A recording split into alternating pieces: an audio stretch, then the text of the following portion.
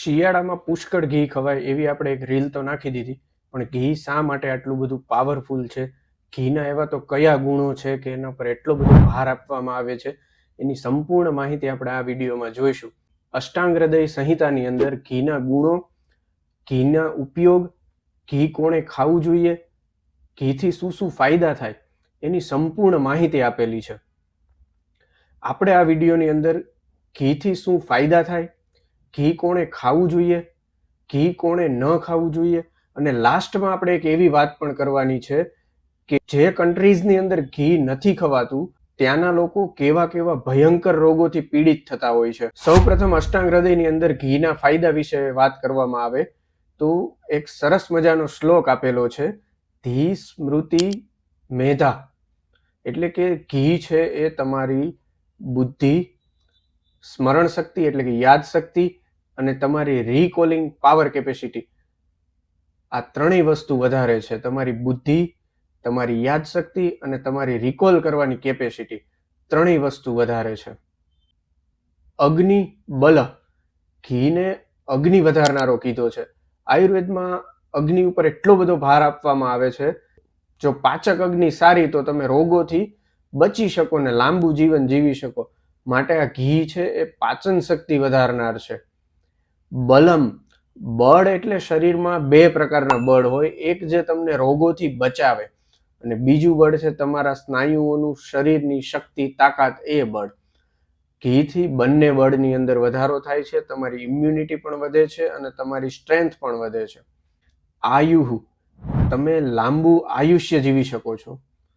શુક્રમ, ઘી છે ને એ સ્પર્મ કાઉન્ટ માટે એટલું બધું બેનિફિશિયલ અમે પ્રેક્ટિકલી પણ જોયું છે, અને લોંગ ટર્મ ફર્ટિલિટી મેન્ટેન કરવા માટે ઘીથી ઉત્તમ એકેય દ્રવ્ય નથી.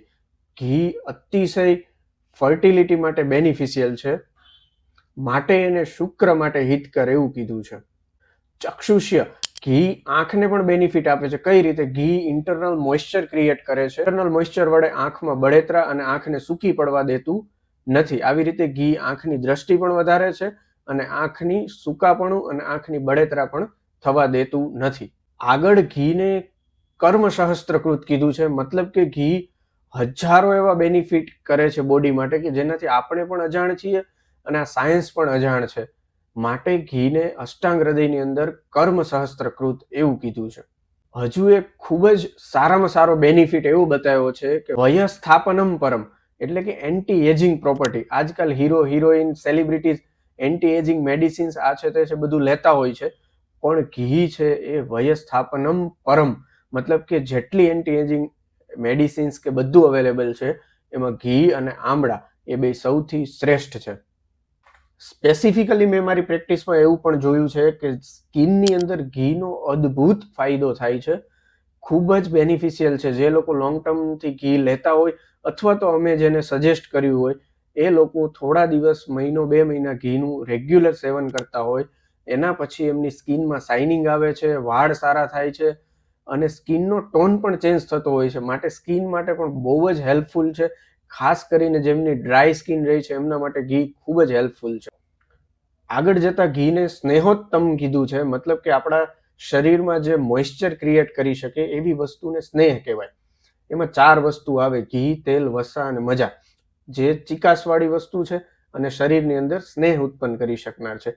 એમાં સૌથી સારું ઘીને કીધું છે, એટલા માટે સ્નેહોત્તમ એવો વર્ડ વાપરવામાં આવ્યો છે. હવે સવાલ એવો થાય કે ઘી કોણે ન ખાવું જોઈએ? જેમની પાચન શક્તિ મંદ છે, જેમને પેટ ભારે લાગે છે, શરીરમાં આળસ, નબળાઈ, થાક રહી છે અને પાચનના વારંવાર પ્રશ્નો રહે છે, એમને ઘી ખાવું જોઈએ નહીં. બીજું કે જ્યારે આ લોકોએ પાચન શક્તિ બીજી ઔષધિઓ વડે સારી થઈ જાય પછી એ સારી પાચન શક્તિને લાંબો સમય મેન્ટેન કરવા અથવા તો લાંબો સમય સુધી એ પાચન શક્તિ સારી રહે એને મેન્ટેન કરવા ઘી ખાઈ શકાય. પણ જો ઘી પચવામાં ભારે છે એટલે મંદ પાચન શક્તિ છે તો શરૂઆતથી ઘી ખાઈ શકાય નહીં. બીજું કે જેના શરીરમાં સોજા છે, આમ છે, એવા લોકોએ ઘી ખાવું જોઈએ નહીં. લાસ્ટમાં એવી વાત કરવાની છે કે ઘી માટે એક સરસ મજાનું રિસર્ચ થયું છે કે ઘી એ લિપિડ સોલ્યુબલ છે અને તમારા બ્લડ બ્રેઇન બેરિયરને ક્રોસ કરી શકે છે. માટે એ તમારા મગજના કોષોને પણ નરિશમેન્ટ આપે છે, અને ઉંમરના હિસાબે તમારા મગજના કોષો સંકોચાઈ જવા અથવા મગજના કોષો પર થતી અસરના હિસાબે જે કાંઈ પણ અલ્ઝાઇમર, ડિમેન્શિયા એવા રોગો થાય છે એની સામે ઘી તમને પ્રિવેન્શન આપે છે. વેસ્ટર્ન કન્ટ્રીઝની અંદર ટ્રેડિશનલી ઘી ખાવાનો રિવાજ નથી, એટલે ત્યાં અલ્ઝાઇમર અને ડિમેન્શિયાના દર્દીઓ વધારે જોવા મળે છે. અલ્ઝાઇમર અને ડિમેન્શિયા એક એવી ભયંકર બીમારી છે કે તમારે તમારું નામ યાદ ના રહે, તમારે કયા કપડાં પહેરવાના છે યાદ ના રહે, તમારે શું ખાવું જોઈએ કશું જ યાદ ના રહે. આવી ભયંકર બીમારીથી લોકો 50 વર્ષની ઉંમર પછી ફોરેન કન્ટ્રીઝની અંદર પીડાતા હોય છે. એનું મુખ્ય કારણ એ છે કે ત્યાંના ટ્રેડિશનમાં ઘી ખાવાનો રિવાજ નથી.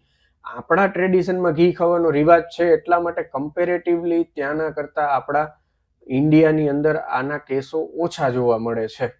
એટલે આ ડિમેન્શિયા અને અલ્ઝાઇમર થવાનું એક કારણ એવું પણ ગણી શકાય આયુર્વેદ પ્રમાણે કે ઘી ટાઈમ ટુ ટાઈમ ન ખાવું.